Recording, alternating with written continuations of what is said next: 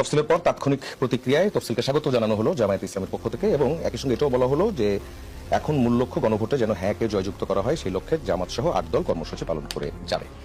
প্রশ্নটা এখানে না, প্রশ্নটা হচ্ছে যে এই নির্বাচনটা নিয়ে জামায়াতের একটা অবস্থান ছিল।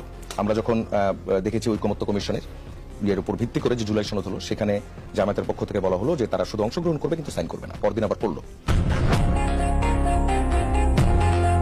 তারপর 5 দফা দাবি নিয়ে 8 দল মিলে আপনারা আন্দোলনে গেলেন এবং সেখানে আপনাদের যে দাবিটা শুরুতে সবচেয়ে বেশি গুরুত্ব দিয়ে বলা হলো গণভোট আগে এবং জাতীয় নির্বাচন পরে হবে।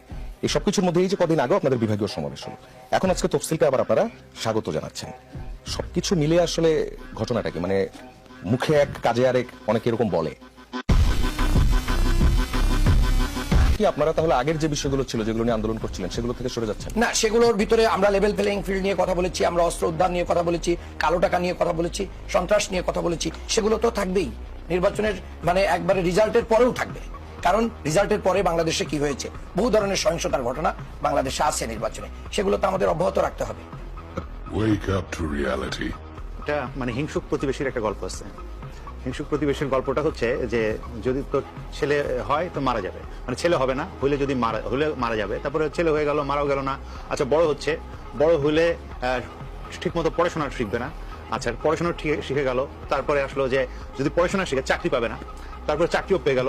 চাকরি পাওয়ার পরে বললো যে যদি চাকরিও পায় তোকে খাওয়াবে না। তো এই পর্যন্ত হিংসুক প্রতিবেশীরা বিভিন্ন ধরনের এই ধরনের কথাবার্তা বলবে, সেটার একটা জায়গা আছে। অন্যদিকে এখানে কিছু বাস্তব তৎপরতা ছিল, আসলে বিভিন্ন ধরনের লোকজনের বিভিন্ন ধরনের কথাবার্তা ছিল যে নির্বাচনের আদৌ দরকার নাই, কোনো প্রয়োজন নাই, নির্বাচন মানেই হচ্ছে মানে একটা আবারও ফ্যাসিবাদের আবির্ভাব।